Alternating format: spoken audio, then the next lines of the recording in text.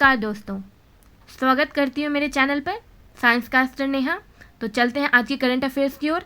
14 सितंबर 2024 पहला न्यूज़ आ रहा है। Global cyber security index GCI 2024 किस संगठन द्वारा जारी किया गया? The global cyber security index GCI 2024 was released by which organization? The answer is International Telecommunication Union। यह 5वां एडिशन है।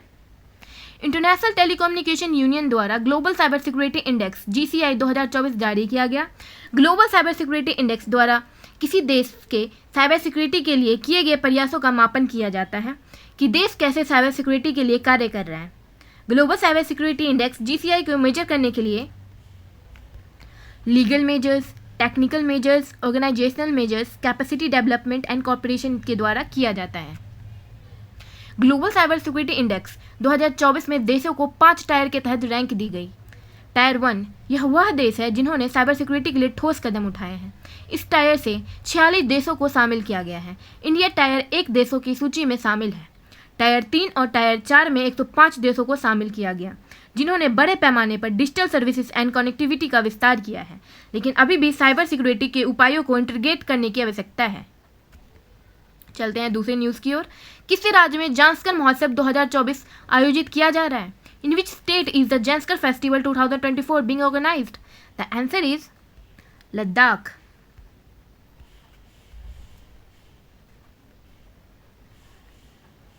जांस्कर फेस्टिवल 2024 का 9वां एडिशन है। 13 सितंबर को पदुम जांस्कर लद्दाख में शुरू हुआ।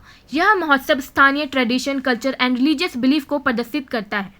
यह महोत्सव आमतौर पर गर्मियों के दौरान होता है जब पर्यटक आसानी से यहां आ सकते हैं। जांस्कर फेस्टिवल के दौरान मुखौटा नृत्य उत्सव मुख्य आकर्षण होता है जिसमें लोग मुखौटा पहनकर नृत्य करते हैं। लोकल हैंडीक्राफ्ट्स और फैब्रिक का प्रदर्शन, याक रेसिंग, पारंपरिक खेल आर्चरी, धनुष और बाण और पोलो भी खेला जाता है। चलते हैं तीसरी न्यूज की ओर। निम्न में से किस देश के माध्यम ईस्टर्न ब्रिज अभ्यास 2024 का आयोजन किया जा रहा है?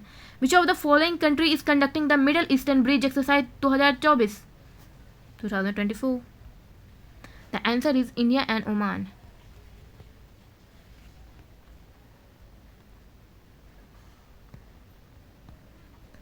इंडिया एंड ओमान की वायुसेना के बीच 11 से 22 सितंबर 2024 तक ओमान के मसीरा एयरबेस पर ईस्टर्न ब्रिज एक्सरसाइज 7वीं एडिशन आयोजित किया जा रहा है।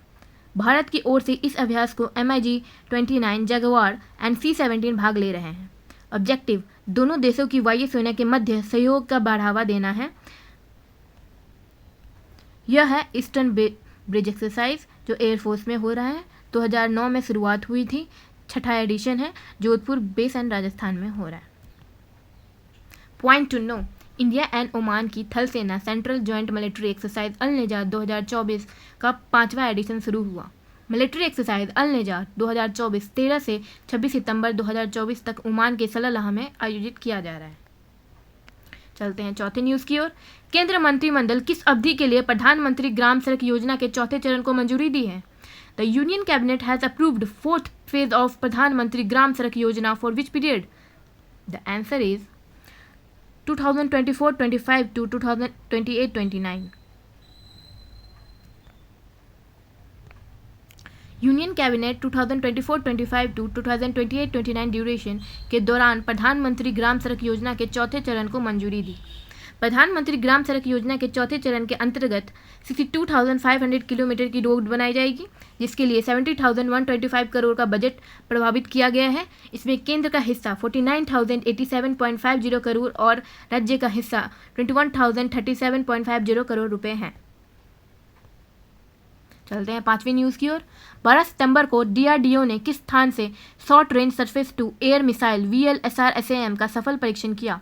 DRDO ने on September 2024 successfully test fired short range surface to air missile VLSR-SAM from which place? The answer is Chandipur. चलते हैं छठे न्यूज़ की ओर। किस अनुच्छेद के द्वारा हरियाणा के राज्यपाल बंडारू दत्तात्रेय ने हरियाणा के विधानसभा के उद्घाटन को घोषणा की? By which article Haryana governor Bandaru Dattatreya ने has announce the dissolution of Haryana legislative assembly? तो the answer is the article 174.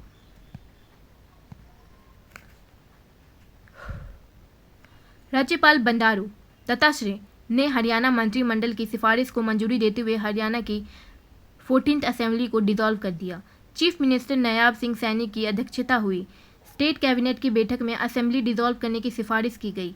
Governor ने विधानसभा को भंग करते हुए 15वां असेंबली का गठन होने तक नायब सिंह सैनी का केयर टेकर चीफ मिनिस्टर के तौर पर कार्य करते रहने को कहा है. आर्टिकल 174 राज्य के लेजिस्लेचर के सेशन 17 वर्षन को विघटन के संबंधित है. असेंबली का विघटन परमानेंट प्रोसेस है जिसमें पूरी असेंबली का कार्यकाल समाप्त होता है और नए चुनाव आयोजित होते हैं. राज्यपाल इस प्रक्रिया को अंतिम रूप देते हैं, लेकिन चीफ मिनिस्टर की रिकमेंडेशन भी इसमें बहुत महत्वपूर्ण भूमिका निभा सकती है.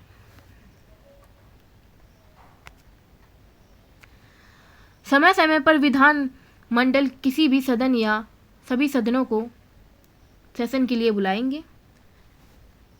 समय और स्थान के निर्धारण गवर्नर द्वारा किया जाएगा. यह सत्र की अंतिम बैठक और अगले सत्र की पहली बैठक के बीच 6 महीने से अधिक का अंतर नहीं हो सकता है. 17 और विघटन गवर्नर हाउस का किसी एक सदन का 17 समाप्त कर सकते हैं. विघटन राज्यपाल विधानसभा का विघटन समाप्ति कर सकते हैं. 17 एक टेम्पररी रोक है जिसमें सेशन को कुछ समय के लिए रोका जाता है और बाद में पुनः शुरू किया जाता है. चलते हैं 7वें न्यूज़ की ओर. निम्न में से किस संगठन ने ग्लोबल बायो इंडिया 2024 का आयोजन किया? Which of the following organisation organise the global bio India 2024? The answer is biotechnology industry research assistant council. Science and technology minister Jitendra Singh ने न्यू दिल्ली के प्रगति मैदान में ग्लोबल बायो इंडिया 2024 के चौथे एडिशन का उद्घाटन किया.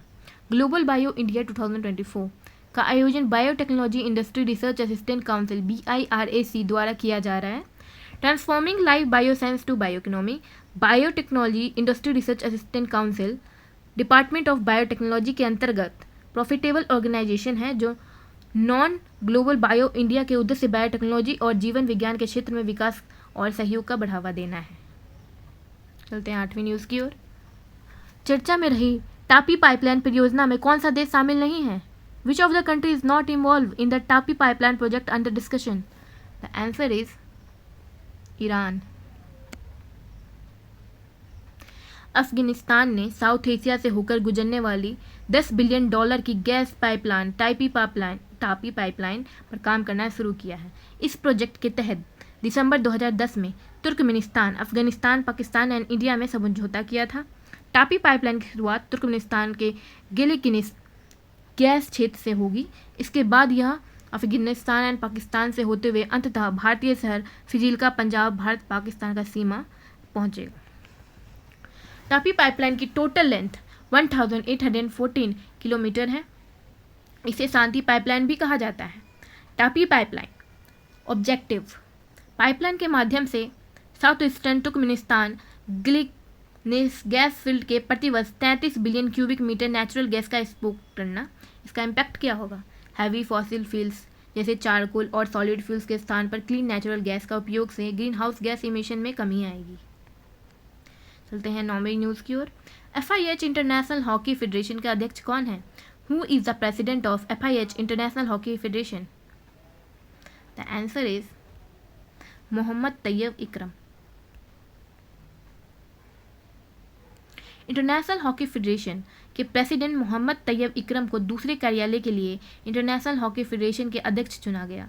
मोहम्मद तैयब इकरम को 2022 में नरेंद्र बत्रा ने स्थान इंटरनेशनल हॉकी फेडरेशन के अध्यक्ष चुना गया.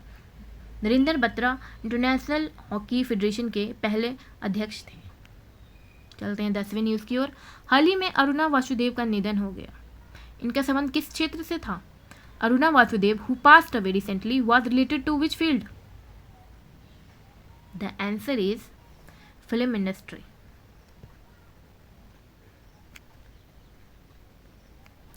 प्रसिद्ध इंडियन फिल्म स्कॉलर और पेंटर अरुणा वासुदेव, यह पेंटर भी थी, का निधन 88 वर्ष की आयु में निधन हो गया.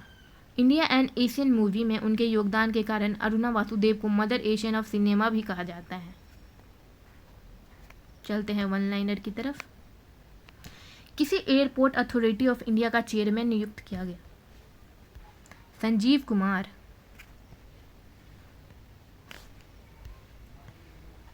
खबरों में रहा, ककड़पुरा न्यूक्लियर प्लांट किस राज्य में स्थित है? यह गुजरात में स्थित है।